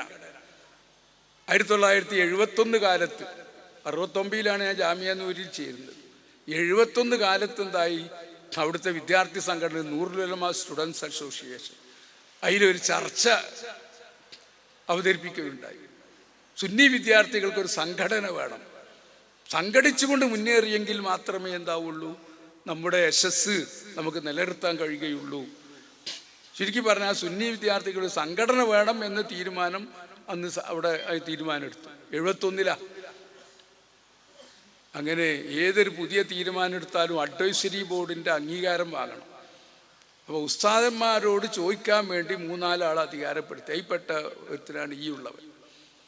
സുന്നി വിദ്യാർത്ഥികൾക്കൊരു സംഘടന വേണോ വേണ്ടേ, പേരൊന്നും ഒന്നും ഇട്ടിട്ടില്ലേ എന്നതിനെപ്പറ്റി ഉസ്താദ് ശംസുലമ്മയോടും കൂട്ടുമല ഉസ്താദിനോടൊക്കെ സംസാരിക്കാൻ എന്നെയും പാറന്നൂർ PP മൊയ്തീൻകുട്ടി മുസ്ലിയാർ അള്ളാഹു ആഖിറം വിളിച്ചായി കൊടുക്കട്ടെ, ഇങ്ങനെ 2-3 ആളെന്താണ് അധികാരപ്പെടുത്തി. ഞങ്ങൾ ഈക്കൻ്റെ അടുത്ത് ചെന്നപ്പോൾ അവർക്ക് അദ്ദേഹത്തിന് വളരെ സന്തോഷമായി. നമുക്ക് എല്ലാത്തിനും ഒരു തനിമ വേണ്ടടോ എന്നൊക്കെ പറഞ്ഞ്, വിദ്യാർത്ഥികൾക്കും സംഘടന വേണം എന്നൊക്കെ പറഞ്ഞ്, പക്ഷേ തങ്ങളോടൊന്ന് ചോദിച്ചാണ്ടിയതാണ്. തങ്ങളുടെ ബാഫകിത്തങ്ങളാണ്, സയ്യിദ് അബ്ദുറഹ്മാൻ ബാഫകിത്തങ്ങളാണ് ജാമിയ നൂരിൻ്റെ പ്രസിഡന്റ്. പാണക്കാട് PMSA പൂക്കായ തങ്ങളാണ് ജനറൽ സെക്രട്ടറി. അപ്പോൾ തങ്ങൾ അടുത്ത ദിവസം ഇവിടെ യോഗത്തിന് വരുന്നുണ്ട്. പിന്നെ അപ്പോൾ തങ്ങളോടൊന്ന് പറഞ്ഞേക്കുന്ന 71 കാലഘട്ടത്തിലാണ്. അപ്പോൾ തങ്ങളോട് ഞങ്ങൾ 4 ആളും ചെന്ന്, ഒരു വ്യാഴാഴ്ചയാണ് എന്നാണ് ഓർമ്മ, യോഗത്തിന് വന്നപ്പോൾ ഞങ്ങൾ ഉസ്താദന്മാരോട് സംസാരിച്ച്, ഉസ്താദന്മാർ നിങ്ങളെ കാണാൻ പറഞ്ഞതാണ്, സുന്നി വിദ്യാർത്ഥികൾക്ക് ഒരു സംഘടന വേണം, സംഘടിതമായി അവർക്ക് മുന്നേറ്റവും വളർച്ചയും ഉണ്ടാക്കണം എന്ന് ഉസ്താദന്മാരൊക്കെ സന്തോഷം പറഞ്ഞതാണ്, നിങ്ങളോട് ചോദിക്കാൻ പറഞ്ഞതാണ്. തങ്ങളിങ്ങനെ കുറച്ച് ആലോചിച്ച് കണ്ട് പറയും, നമ്മളിപ്പോൾ അതിന് മുതിരണോ? നമ്മളിപ്പോൾ സുന്നി വിദ്യാർത്ഥികൾക്ക് സംഘടന ഉണ്ടാക്കിയാൽ മറ്റുള്ള പ്രസ്ഥാനക്കാർ വിദേഹത്തിൻ്റെ ആളുകളൊക്കെ വിദ്യാർത്ഥി സംഘടന ഉണ്ടാക്കൂലേ? അപ്പോൾ അവർ സംഘടന ഉണ്ടാക്കാൻ വേണ്ടി നമ്മളൊരു കാരണക്കാരാവണ്ടല്ലോ എന്ന് പറഞ്ഞു. കൂട്ടത്തിൽ തങ്ങൾ പറഞ്ഞു, പ്രവർത്തിക്കണവർക്ക് MSF ഉണ്ടല്ലോ താനും എന്നും പറഞ്ഞു. അന്ന് MSF അങ്ങനെയാണ്, തങ്ങളാണ് കാര്യങ്ങളൊക്കെ നയിക്കുന്നത്, തങ്ങളെ വെച്ചുകൊണ്ട് മുതലെടുക്കുകയാണ്, അത് വേറെ കാര്യം. ഏതായാലും ആട്ടെ തങ്ങൾ പറഞ്ഞു, അതവിടെ കിടന്നു. അങ്ങനെ തങ്ങൾ 72-ൽ പരിശുദ്ധ ഹജ്ജിന് പോയി മക്കയിൽ വെച്ചുകൊണ്ട് വഫാത്തായി. അവിടുത്തെ ദർജ അല്ലാഹ് ഏറ്റി കൊടുക്കട്ടെ. 72-ൽ പിന്നെ സയ്യിദ് അബ്ദുറഹ്മാൻ സയ്യിദ് ഉമർ ബാഫക്കി തങ്ങളാണ് പിന്നെ ജാമിയൻ്റെ പ്രസിഡൻ്റായി വന്നത്. അക്കാലത്ത് പിന്നെ ഞങ്ങളുടെ ഈ ആശയം എന്തായി, രണ്ടാമതും ഞങ്ങൾ പുനരുദ്ധരിപ്പിച്ചു. അപ്പോഴേക്ക് പലരും വിദ്യാർത്ഥി സംഘടന ഉണ്ടാക്കിയും കഴിഞ്ഞിട്ടുണ്ട്. അങ്ങനെ ചുരുക്കി പറഞ്ഞാൽ 73-ൽ ജാമിയ നൂരിയൻ്റെ ഒരു സമ്മേളനത്തോടനുബന്ധിച്ചുകൊണ്ട് ഒരു വിദ്യാർത്ഥി കൺവെൻഷൻ വിളിക്കുകയും മഹാനായ കോട്ടുമല ഉസ്താദ് അവർകളാണ് അതിൽ അധ്യക്ഷനായിരുന്നത്. അവിടെ വെച്ചിട്ടാണ് സംഘടന രൂപീകരിക്കുന്നത്. സുന്നി സ്റ്റുഡൻസ് ഫെഡറേഷൻ എന്ന പേരിൽ സംഘടന രൂപീകരിച്ചത് അവിടെ വെച്ചിട്ടാണ്. അന്ന് ഞാൻ ജാമ്യയിലെ ഫൈനൽ വിദ്യാർത്ഥിയാണ്. അങ്ങനെ താലൂക്ക് ഘടകവും ജില്ലാ ഘടകവും ഇങ്ങനെ പറ്റുന്നിടത്തൊക്കെ ഉണ്ടാക്കലാണ്. ഇന്നത്തെ പോലെ സെറ്റപ്പ് ഒന്നുമല്ല, യൂണിറ്റ് ഉണ്ടാക്കി അവിടുന്ന് മേഖല ഇങ്ങനെയൊന്നുമല്ല. അതിന് തന്നെ താലൂക്ക് ഉണ്ടാക്കാൻ വേണ്ടി തിരൂര് യോഗത്തിന് പോയി. അവിടെ പല ഭൗതിക വിദ്യാർത്ഥികളൊക്കെ ക്ഷണിച്ചു. കാര്യമായിട്ട് ആരും വന്നില്ല. ഞങ്ങൾ 5-6 ആൾ മാത്രം വന്നു. പക്ഷേ ഞങ്ങൾക്കൊന്ന് ഇരുന്ന് ചർച്ച ചെയ്യാനുള്ളൊരു സ്ഥലം ഉണ്ടായില്ല. അവിടെ ഓവർബ്രിഡ്ജിൻ്റെ അവിടെ ഉണ്ട് ഒരു പള്ളി, അസറിൻ്റെ ശേഷമാണ്. ആൾക്കാരൊക്കെ കയറിച്ച് ചോദിക്കണം, അസറിൻ്റെ ശേഷം ഒന്നുംകാരിയിലുണ്ട്, ഒന്നുണ്ടാക്കണ 4 സ്റ്റൂള്, ആ ഒന്നുണ്ടാക്കണ അവിടെ ഇരുന്ന് കണ്ട് തിരൂർ താലൂക്ക് സുന്നി സ്റ്റുഡൻസ് ഫെഡറേഷൻ രൂപീകരിച്ചു. അന്നാണ് സംഘടനാ ബേസിലൂടെ അംഗീകാരമുള്ള പുറത്തുള്ള സംഘടനയിൽ കൂടി ഒരു നേതൃത്വത്തിലേക്ക് വരുന്നത് ആ SSF താലൂക്ക് ഘടകത്തിലൂടെയാണ്. അൽഹംദുലില്ലാഹ് അങ്ങനെയാണ് ആ മാത്തായ അതും ലക്ഷ്യം പ്രാപിച്ചു എന്ന് ഞാൻ ബോംബെയിൽ ഇരുന്നു കൊണ്ട് കഴിഞ്ഞ ബോംബെ സമ്മേളനത്തിൽ ആലോചിക്കുകയുണ്ടായി. അത് വിദ്യാർത്ഥികളുടെ അന്തസ്സും ഇസ്സത്തും ഇന്ത്യാരാജ്യത്ത് തന്നെ ഉയർത്തി കാണിക്കാനും ഇവർ മോശക്കാരല്ല, അവർ ഉന്നതന്മാർ തന്നെയാണെന്ന് ലോകത്തിന് മനസ്സിലാക്കി കൊടുക്കാനും ബോംബെ സമ്മേളനം അടക്കമുള്ളതായ സമ്മേളനങ്ങൾക്ക് എന്താണ് കഴിഞ്ഞു എന്നത് ആലിമീങ്ങളുടെയും മുത്താലിമീങ്ങളുടെ അന്തസ്സ് ഉയർത്തുന്നതിൽ എൻ്റെ ഒരു ആഗ്രഹത്തിൽപ്പെട്ടതായിരുന്നു എന്ന് ഞാൻ ഓർക്കുകയാണ്. ഏതായാലും വേട്ടെ, അന്നത്തെ സാഹചര്യപ്രകാരം അന്ന് എന്തെങ്കിലും കാര്യങ്ങൾ ചെയ്യണമെങ്കിൽ രാഷ്ട്രീയം കൂടി വേണ്ടിയിരുന്നു. അങ്ങനെയാണ് ഞാൻ 25 കൊല്ലക്കാലം എന്തായി ഇന്ത്യൻ യൂണിയൻ മുസ്ലിം ലീഗിൻ്റെ യൂണിറ്റിൻ്റെ പ്രസിഡൻ്റായിട്ടും പഞ്ചായത്തിൻ്റെ പ്രസിഡൻ്റായിട്ടും അതുപോലെ തന്നെ നിയോജക മണ്ഡലം പ്രസിഡൻ്റായിട്ടൊക്കെ പ്രവർത്തിച്ചു. സജീവമായിട്ട് തന്നെ പ്രവർത്തിച്ചു. അന്ന് ഈ ദീനിയായ കാര്യമൊക്കെ ചെയ്യണമെങ്കിൽ ഈ രാഷ്ട്രീയക്കാരും കൂടി രാഷ്ട്രീയത്തിൽ കൂടി എന്താണ് പ്രവർത്തിച്ചെങ്കിൽ മാത്രമേ അത് സാധിക്കുകയുള്ളൂ എന്നൊരു ചിന്ത അന്നുണ്ടായിരുന്നു. അതിൻ്റെ പേരിലാണ് എന്തായത് രാഷ്ട്രീയത്തിൽ പ്രവർത്തിക്കേണ്ടി വന്നത്. ശരിക്കും പറഞ്ഞാൽ 97 കാലത്ത് എറണാകുളം സമ്മേളനം SYSൻ്റെ എറണാകുളം സമ്മേളനം നടന്നതായ സന്ദർഭത്തിൽ അന്ന് ലീഗിൻ്റെ ഉന്നതാധികാര സമിതി എന്തായി തീരുമാനമെടുത്ത് പാർട്ടി പ്രവർത്തകരാരും എറണാകുളം സമ്മേളനത്തിൽ പോവരുത്. അത് എന്നെ സംബന്ധിച്ച് വളരെ വെറുപ്പുണ്ടാക്കുന്ന അലർജി ഉണ്ടാക്കുന്ന സംഗതിയായിരുന്നു. അത് രാഷ്ട്രീയമായി മുസ്ലിങ്ങൾക്ക് അന്തസ്സുണ്ടാക്കുന്ന സംഘടന. സമസ്ത കേരള ജമിയത്തുൽ ഉലമയും SYSും ഒക്കെ ദീനിയായിട്ട് ജനങ്ങളിൽ ആത്മീയ ബോധം ഉണ്ടാക്കുന്ന സംഘടനയാണ്. ഒരു രാഷ്ട്രീയ പാർട്ടി ഒരു മതസംഘടനയിൽ ഇടപെട്ടു എന്നതായിരുന്നു അന്ന് ഞാനടക്കമുള്ള നല്ലൊരു വിഭാഗത്തിൻ്റെ ധരിക്കുന്ന വിമർശനം ആക്ഷേപമായിരുന്നു. അന്ന് രാഷ്ട്രീയത്തിൽ നിന്ന് പിരിഞ്ഞു പോകുന്നതാണ്. എറണാകുളം സമ്മേളനത്തിന് പോയി. അങ്ങനെയാണ് സുന്നി. പിന്നെ ദേശം ഒരു രാഷ്ട്രീയത്തിലും ഞാൻ ഇതുവരെ സംബന്ധിച്ചിട്ടില്ല. വോട്ട് ചെയ്യുമ്പോൾ അവിടെ ഏതാണ് നല്ല സ്ഥാനാർത്ഥി നോക്കി വോട്ട് ചെയ്യും എന്നതല്ലാതെ പ്രത്യേകമായ ഒരു രാഷ്ട്രീയ പാർട്ടിയായിട്ട് പിന്നീട് ബന്ധമുണ്ടായിട്ടില്ല. അതിൻ്റെ ആവശ്യമില്ല. അന്ന് രാഷ്ട്രീയ പാർട്ടി വേണ്ടി നമ്മളെ ദീനിയായ കാര്യം ചെയ്യാൻ ഇന്ന് അതിൻ്റെ ആവശ്യമില്ല.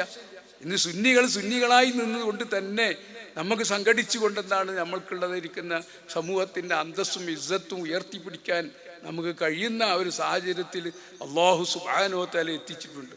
ഫഖ്ർ പറയല്ല, അമ്മാബി നിഅമത്തി റബ്ബിക ഫഹദ്ദിസ്, അള്ളാഹു ചെയ്തെന്ന അനുഗ്രഹത്തിനെ എടുത്തു പറയുക എന്ന നിലക്കാണ് ഇത്രയും സമയമൊക്കെ എന്തായി നിങ്ങളോട് സംവദിച്ചത്.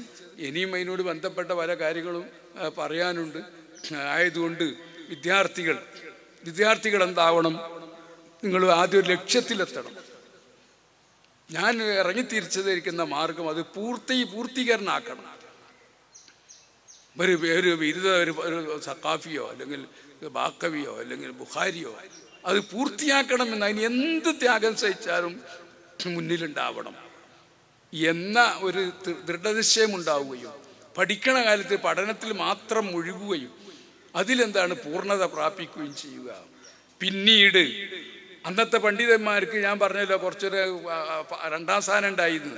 അതിൻ്റെ ഒരു കാരണം എന്തായിരുന്നു, എല്ലാ സമുദായത്തിനെ ആശ്രയിക്കുന്നൊരവസ്ഥ ഉണ്ടായിരുന്നു. എല്ലാത്തിനും സമുദായത്തിനെ ആശ്രയിക്കുക.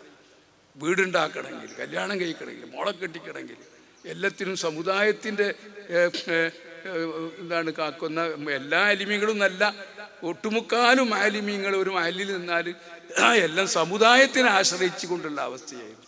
അത് പണ്ഡിതന്മാരുടെ അന്തസ്സ്, അവരുടെ പ്രൗഢി, അതിൽ ആ പ്രകാശത്തിന് മങ്ങലേൽപ്പിക്കാൻ കാരണമായി എന്ന് ഞാൻ ചിന്തിക്കുകയാണ്.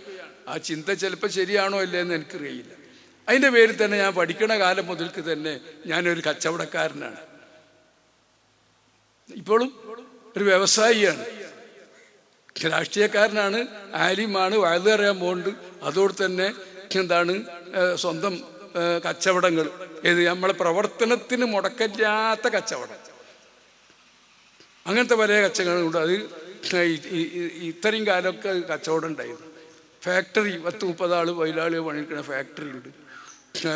ഇങ്ങനെ സ്വന്തം കാലിന്മേൽ നിലനിൽക്കുക, ഇതൊരു പണ്ഡിതൻ്റെ അന്തസ്സ് ഉയർത്താൻ ഏറ്റവും പര്യാപ്തമായ ഒരു വസ്തുതയാണ്.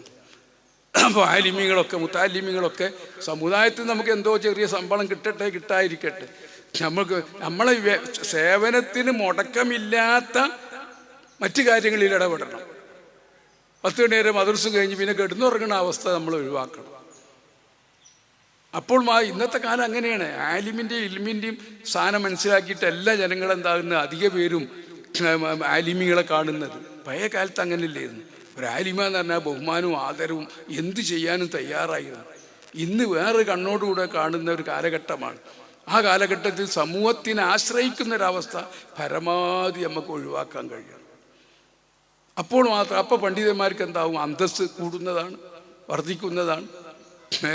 അപ്പോൾ അങ്ങനത്തെ കാര്യങ്ങളിലൊക്കെ സ്വയം പഠനം കഴിഞ്ഞതിന് ശേഷം എന്താവുക, നമ്മുടെ സേവനത്തിന് മുടക്കം വരാത്ത തൊഴിലുകൾ എന്തെങ്കിലും, പൈസ മുടക്കിയിട്ട് എന്തെങ്കിലും നമ്മളെ ജീവിതം കഴിയാനുള്ള മാർഗങ്ങൾക്ക് എന്താണ് നമ്മൾ ഉത്സാഹം നടത്തണം. അത് പണ്ഡിതന്മാരുടെ അന്തസ്സ് ഭാവിയിൽ ഉയർത്താൻ നമുക്കതൊരു കാരണമാണ്.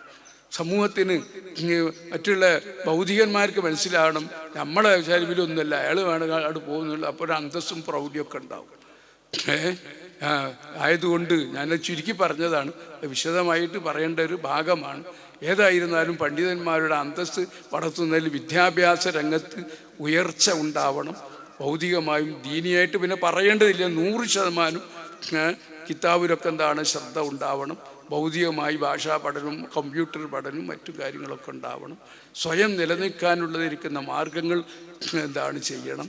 ആയതുകൊണ്ട് ഞാൻ ദീർഘിപ്പിക്കുന്നില്ല, അകത്തൊക്കെ പറഞ്ഞോളാം. വെയില് അടിക്കുന്നുണ്ട്, വെയിലിൻ്റെ പ്രശ്നം തീർച്ചയായിട്ടില്ല. ഉസ്താദിനെ ഇനിയും വെയിൽ നമ്മൾ കൊള്ളിക്കാൻ പാടില്ല. ദശാബ്ദങ്ങളോളം ഈ സമുദായത്തിന് ഒരുപാട് വെയിൽ കൊണ്ട് മാറ്റങ്ങൾ ശരിക്കും കാണിച്ചു തന്ന ഒരു മഹാഗുരുവിനോടൊപ്പം കുറച്ചു നേരം ഇങ്ങനെ ഇരിക്കാനും കേൾക്കാനും പറ്റിയത് വലിയ ഒരു സൗഭാഗ്യമാണ്. ഇതൊക്കെ നമ്മുടെ മുന്നോട്ടുള്ള ദഅ്വാ ജീവിതത്തിൽ വലിയ ഊർജമാവട്ടെ എന്ന് ആഗ്രഹിക്കുകയാണ്. 6 ദശാബ്ദക്കാലം പിന്നിടുന്ന തൻ്റെ മതവിജ്ഞാന സേവന മേഖലയിലെ ജീവിതത്തെക്കുറിച്ച് ഈ ഒരു മണിക്കൂർ കൊണ്ട് എന്ത് പങ്കുവെക്കാനാണ് എന്നത് ഒരു പ്രധാന ചോദ്യമാണ്. ഒരുപാട് നമുക്ക് കേൾക്കാനുണ്ട്. സമസ്ത കേരള ജമിയത്തുൽ ഉലമ കേരളത്തിലൊരു പിളർപ്പ് നേരിട്ടപ്പോഴൊക്കെ ഉസ്താദ് നേതൃത്വം നൽകുന്ന ഫൈസീസ് അസോസിയേഷൻ എടുത്ത നിലപാടും ആ അസോസിയേഷനോട് ബന്ധപ്പെട്ട് അന്ന് കേരളത്തിൽ തലയുയർത്തി നിന്നിരുന്ന പണ്ഡിതന്മാർ മുഴുവനെടുത്ത നിലപാടുമൊക്കെ അഹ്ലുസുന്നത്തി വൽ ജമാഅത്തിൻ്റെ തനത് രൂപമായ നമ്മുടെ പ്രസ്ഥാനത്തിന് വലിയ മുതൽക്കൂട്ടായിട്ടുണ്ട്. അതിൻ്റെയൊക്കെ പിന്നിൽ ചുക്കാൻ പിടിച്ചത് വന്ദ്യരായ ഉസ്താദ് അവറുകളായിരുന്നു. ആ അനുഭവങ്ങളൊക്കെ കേൾക്കാനാണെങ്കിൽ നമുക്ക് ഒരുപാട് കേൾക്കാനുണ്ട്. ഇൻഷാ അല്ലാഹ് ഇനിയും ഉസ്താദിൽ നിന്ന് പല തവണകളിലായി അതൊക്കെ കേൾക്കാൻ നമുക്ക് അവസരമുണ്ടാവട്ടെ. ഉസ്താദിന് ആഫിയത്തും സിഹത്തും ദീർഘായുസ്സും അള്ളാഹു നൽകി അനുഗ്രഹിക്കുമാറാവട്ടെ. ആമീൻ എന്ന് ദുആ ചെയ്ത് ഈ സെഷൻ ഇവിടെ അവസാനിപ്പിക്കുന്നു.